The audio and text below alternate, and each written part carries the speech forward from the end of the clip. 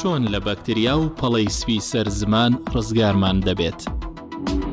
بەکتریاکانی سەرزمان و مانەوەی پاژماوەی ئەو خۆراکەیە کە ڕۆژانە دەیخۆیت لە ناودەمدا دەمێنێتە و سەرەکی ترین هۆکاری بۆنی ناخۆشی هەناسە و ناودەمی مرۆڤە.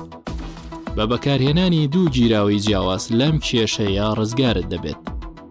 گیراوەی یەکەم، یەک کەوچک خوێ لەگەڵ پەرداخێک ئاوی گەرم تێکەڵ بکە و بە باشی تێکی بدە تا بە تەواوی خوێ و ئاوەکە تێکەڵ دەبێت. ناودەم و زمانت بەم گیراوەیە بشۆ و باشترە غەرغەرەی پێ بکەی بۆ ماوەی 1 دقە ئاو خوێکە لە دەم تا بهێڵەرەوە.